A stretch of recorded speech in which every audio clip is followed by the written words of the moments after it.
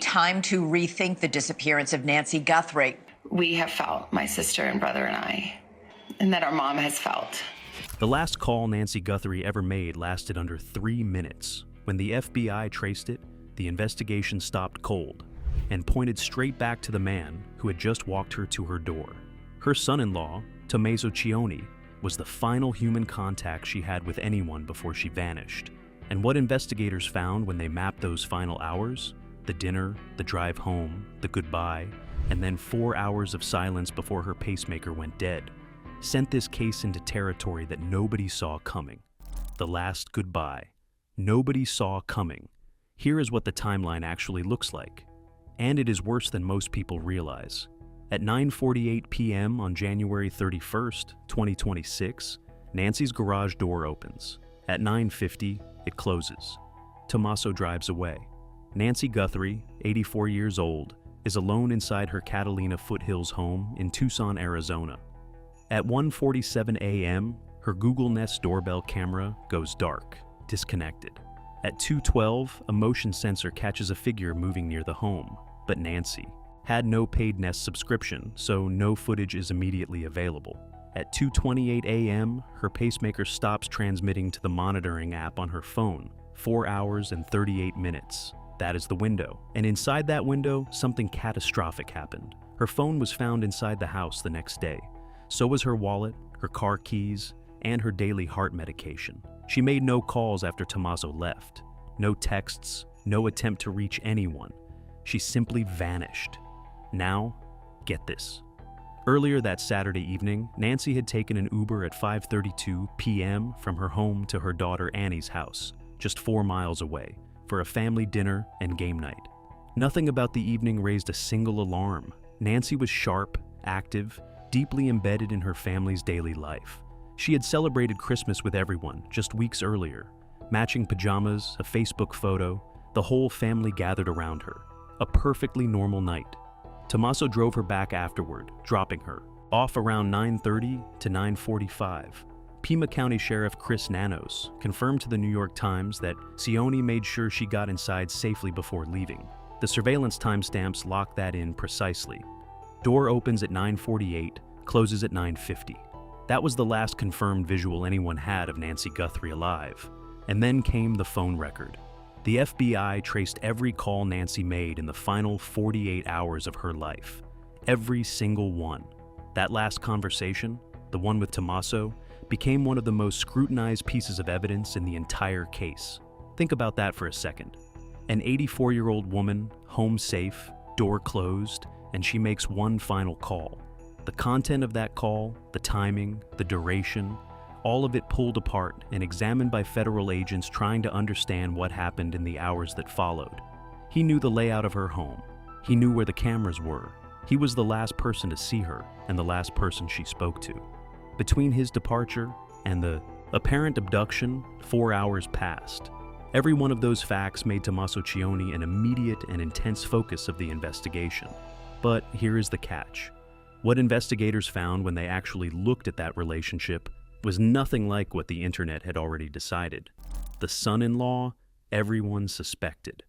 Within days of Nancy's disappearance, Tommaso's name was everywhere. Social media exploded with accusations, fabrications, and trial by algorithm. A trusted law enforcement source identified Cioni as the prime suspect, according to journalist Ashley Banfield on her podcast. When challenged on Dan Abrams' Sirius XM show, Banfield doubled down, saying things had really tightened up inside the sheriff's department after her report. She added a line that stuck. When they take shots at you, you are standing on the target. When they take shots at you, you're standing on the target. FBI agents arrived at Annie and Tommaso's home on February 7th for approximately 3 hours. Camera flashes visible through windows, deputies walking out with blue gloves and evidence bags. Annie's car was impounded. Unverified claims about $50 million in gambling debts to a Mexican casino spread like wildfire before being completely debunked. But here is what the actual evidence showed. Tommaso Cioni married Annie Guthrie in 2006. He has taught AP Biology and 6th grade science at Basis Oro Valley for over 15 years. On Christmas Day 2025, just weeks before Nancy disappeared, Nancy herself posted a family photo on Facebook. Everyone in matching pajamas, Tommaso standing right beside her, holding the family dog. That is not the image of a fractured relationship. That is not a man with motive visible on the surface. And on February 16th, Sheriff Nanos ended the speculation definitively. The entire Guthrie family, all siblings, all spouses, had been cleared as possible suspects. Ruled out within the first few days. 100% cooperative. He called the public accusations not only wrong, but cruel. The family was cleared, but what the investigation itself had already done by that point, that is a different story entirely. If you are finding this case as disturbing as we are, hit subscribe. We are tracking this story as it develops and will cover every new break as it happens. The investigation that almost fell apart. Before it even started, 400 investigators, 50,000 tips, and a crime scene that was released before it was finished. That is not an exaggeration. Sheriff Nanos himself later admitted the scene was processed prematurely. Investigators had to return days later to recover evidence they had missed the first time. A roof-mounted camera was overlooked entirely during the initial walkthrough. The doorbell footage, the single most valuable visual evidence in the case, was declared unrecoverable because Nancy lacked a paid Nest subscription, only for the FBI to later pull images from residual back-end data that should have been standard procedure from day one. But that is not the worst part. The county's high-tech search aircraft pilot had been disciplined in a dispute with Nanos and reassigned to street patrol before this case even began. The department's most experienced search and rescue deputy had been transferred out in late 2025, never replaced. The two officers arguably best equipped to find a missing 84-year-old woman in the Sonoran Desert were sidelined before Nancy ever disappeared. When the sheriff's department arrived at Nancy's home on February 2nd, blood droplets on the front porch were confirmed through DNA, testing to be hers. Signs of forced entry. Small glass fragments near the front entrance. The doorbell camera appeared tampered with. Sheriff Nanos stated it plainly. She did not walk away. They believed she was forced to leave that residence against her will. Consider what that means for a moment. An 84-year-old woman, a pacemaker that went silent at 2:28 a.m., blood on the porch, and a camera that someone deliberately killed. This was not an accident. This was not a confused senior wandering off into the desert. Someone planned to enter that home, and they knew exactly what they were doing. More than 20 people were detained and released as the investigation spiraled outward. Carlos Palazuelos was stopped 60 miles south of Tucson and released the next day, telling reporters he hoped they got the suspect because he was not it. Luke Anthony Daly was pulled from a residence 2 miles away in a full SWAT operation alongside his 77-year-old mother, held for hours, then released. His attorney confirming zero link to the case. Dominic Evans, an elementary school teacher, was targeted online by conspiracy theorists who claimed his build matched the doorbell footage. He told the New York Times he felt like someone had taken his name for clickbait while innocent people got hurt. And meanwhile, the actual suspect, the masked figure on the recovered doorbell images, remained a ghost. 4 black and white stills. Male, approximately 5'9" to 5'10", average build. Ski mask, gloves. A distinctive black Ozark Trail backpack sold exclusively at Walmart. A visible gun holster, that was everything. That was all they had on him. And then the ransom notes arrived. $6 million in Bitcoin and a deadline that changed everything. The demands did not come by mail, they came by email, sent to CBS Tucson affiliate KOLD-TV, a second Tucson station, and TMZ, spaced roughly 12 hours apart. And what was inside those emails shifted the entire investigation.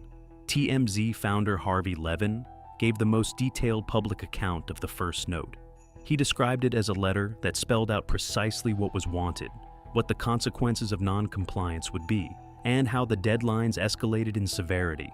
$6 million in Bitcoin, a verified wallet address. 2 deadlines.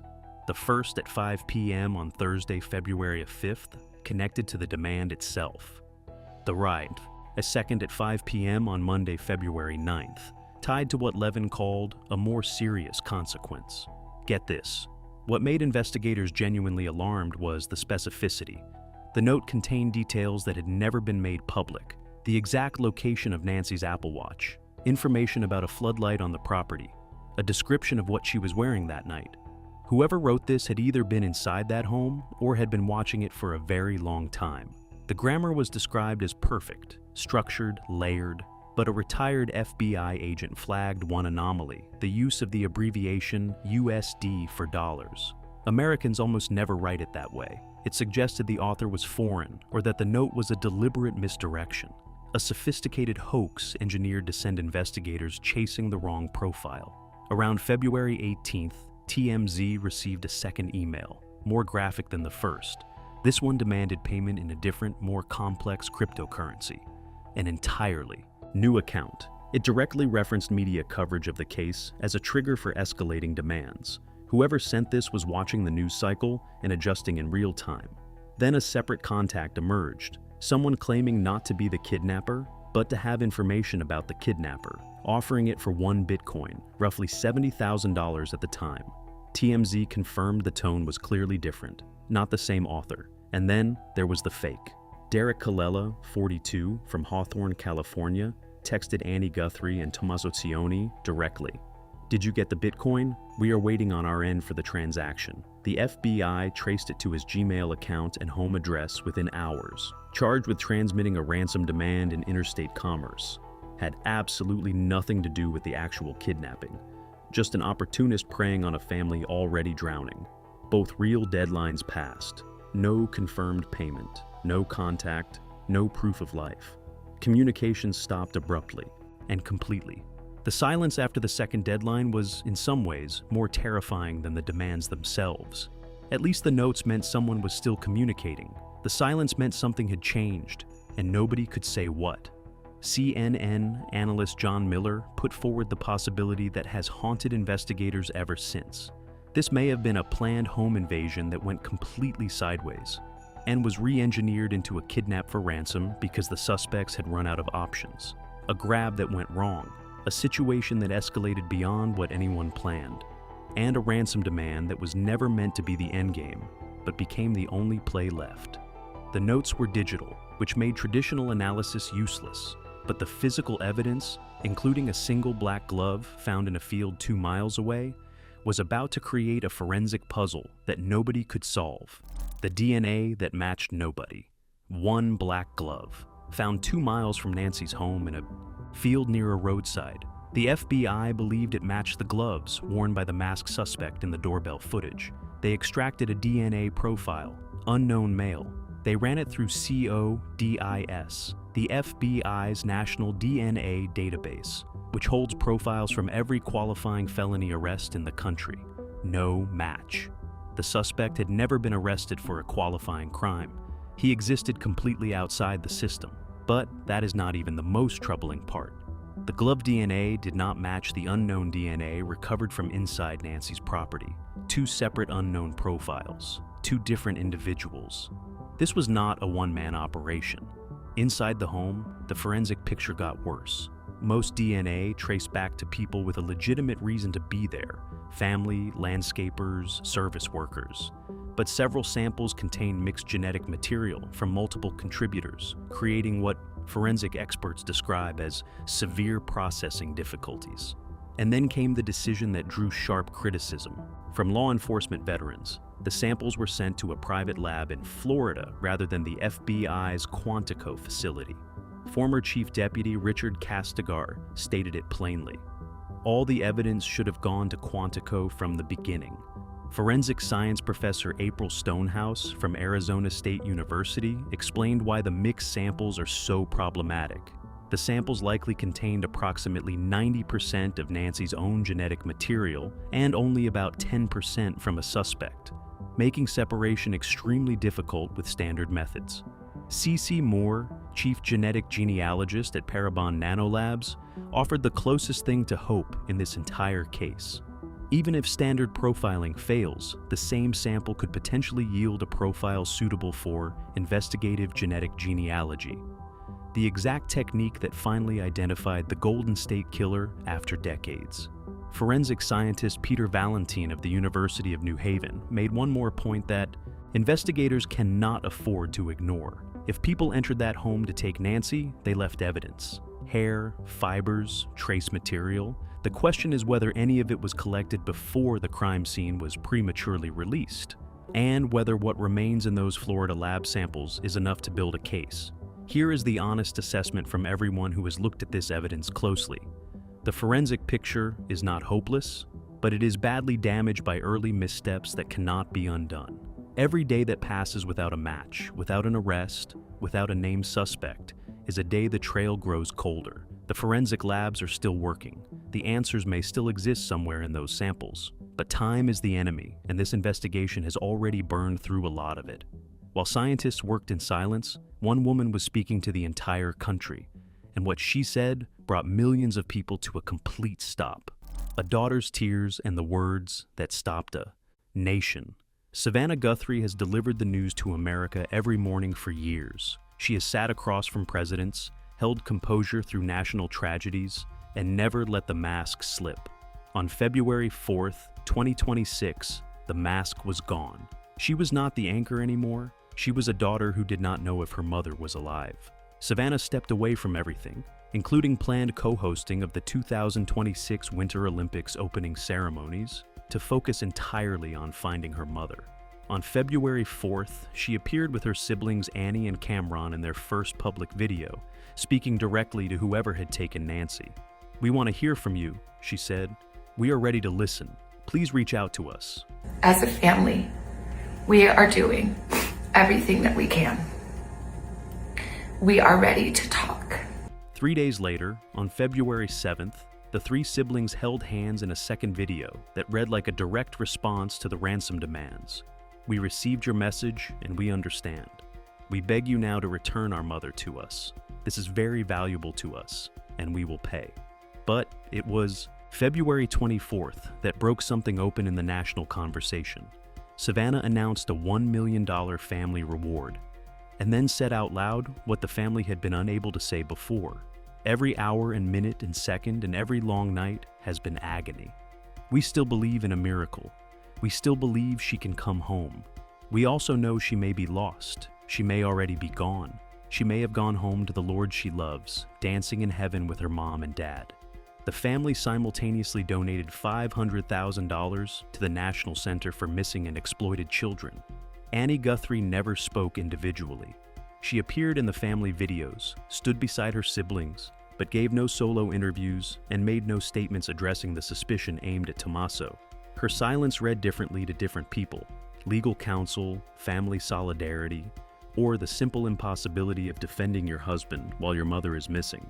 On March 2nd, day 30, Savannah, Annie, and Tommaso walked arm in arm to the growing tribute of yellow flowers outside Nancy's home. Audible sobbing was caught on camera. They left a handwritten note: "Mama, we miss you so much. Our hearts are broken. We are standing on ash, on scorched earth. But Mom, though we are surrounded by so much darkness and uncertainty, our love burns bright. We love you, Mommy, our best friend." President Donald Trump called Savannah personally on February 4th after her NBC interview, offering federal resources. The reward, Savannah made clear, could be paid in cash and tips could remain completely anonymous. The family did everything. They begged. They offered a fortune. They opened their grief to the entire world. And still, the 84-year-old woman who walked into her house after a family game night and never came back out remained missing. That last call between Nancy Guthrie and her son-in-law is still being analyzed. The 4-hour gap between that closing garage door and the silenced pacemaker still has no official explanation. The masked figure in the Walmart backpack is still unidentified. The DNA in those Florida labs may hold the answer, or it may not. The Ransom communications have gone cold. One question remains that nobody in law enforcement has been able to answer. Where is Nancy Guthrie? That is where this case stands today. Do you think Nancy is still alive out there somewhere, or has the worst already happened? Drop your thoughts in the comments below. And subscribe if you want us to keep covering this story as it breaks. We read every single one.